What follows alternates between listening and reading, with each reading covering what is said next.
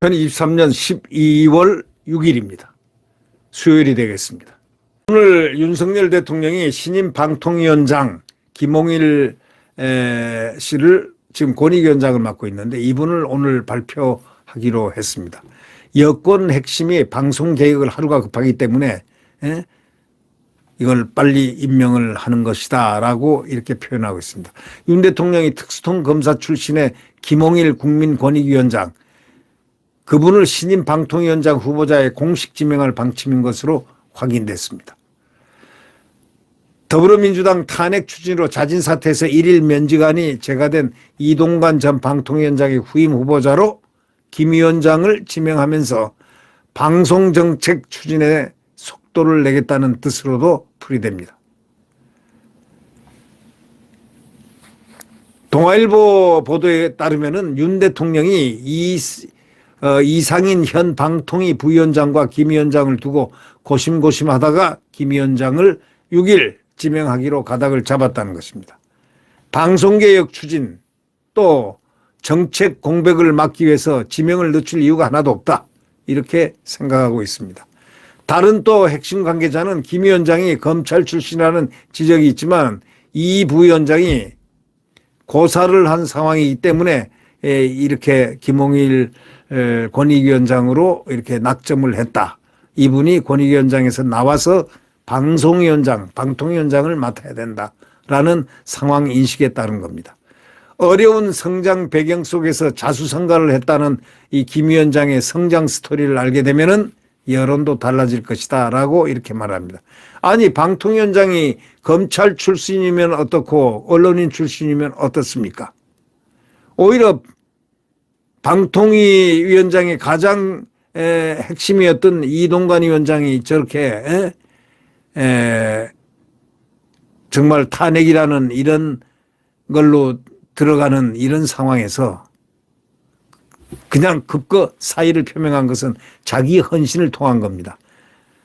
지금 중요한 것은 뭐 출신이 어떻고가 아니고 어떻게 해서 이 난국을 극복해서 하여튼 이 방송을 장악하고 있는 이 극좌파들의 이 준동을 막아야 되는 것, 이것이 국가의 생존을 위해서 가장 펀디멘탈 기본이다, 이런 인식을 다 갖고 있기 때문에 지금 김홍일 위원장이 이것을 막는 어떤 배경적인 그런 역할을 할 것이다, 이렇게 생각됩니다. 김홍일 씨는 대검찰청 중앙수사부장 재직 당시에 윤 대통령의 직속 상관이었습니다. 그가 법무부 장관 후보로 유력 거론되다가 이 전 위원장 사퇴 이후에 방통위원장 후보군으로 바뀌었습니다. 다만 야권에서는 검찰 출신이 방통위 수장으로 지명되는 그런 데 대해서 강력 반발하고 있습니다. 그러나 반발 100번, 1000번, 10,000번 해보십시오. 다 필요 없는, 쓸데없는, 할 수 없는, 그들이 도저히 제어할 수 없는 그러한 것이 대통령의 임명권입니다. 청문 정국에서 험로가 예상되지만 그건 뭐 별거 아닌 겁니다. 대통령이 임명만 하면 끝입니다. 네, 구독 버튼과 엄지를 눌러주시면 감사하겠습니다.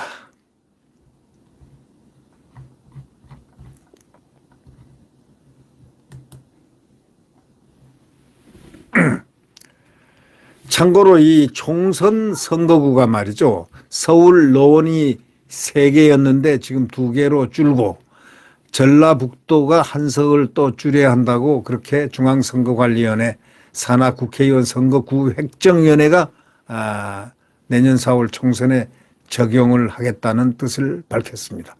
국회에 제출했습니다. 이 확정안에 따르면은 이 서울 노원이 가불병이 있는데 이 하나를 줄이겠다 이겁니다. 전라북도도 1석 줄여야 되겠다 이런 얘기입니다. 이 획정위는 국회에 32곳의 변경안을 제출했고 이 지역을 변경합니다. 조정을 하죠. 253개는 유지하고 인천, 경기 1개씩 늘게 됩니다. 인천, 경기에 인구 유입이 많기 때문입니다. 또 야당은 이렇게 얘기합니다. 여당 텃밭은 조정 안 한다, 편파적이다 하고 이렇게 하고 있지만 그것도 웃기는 소리입니다. 그건 인구 비례에 따라서 또 그 기준점에 따라서 하지 않을 수 없기 때문에 이 야당이라는 것, 이재명 당에 대해서는 어떤 소리를 하더라도 믿는 대한민국 국민이 없습니다. 왜? 그들은 때를 쓰고 억지를 부리고 목표를 향해서 부수고 파괴하고 하는 소위 무슨 집단입니까? 대한민국 파괴 집단입니다. 예. 반국가적이고 반정부적이고 거짓말 왜곡 선동으로 일관했던 그들을 아니겠습니까? 그런 자들이 무슨 선거를 통해서 어떻게 승리를 해보려고 하지만 이거는 절대로 제압해야 됩니다. 이건 국민들이 각성을 굉장히 필요로 합니다. 소위 야당 지지를 하는 국민들은 다시 한번 멈춰서 생각을 해야 됩니다. 과연 대한민국이 이들 사법 리스크가 있는 이재명에 의해서 지배될 수 있는 그러한 나라가 되어야 되느냐, 지금까지 꼴을 받지 않느냐 이런 얘기죠.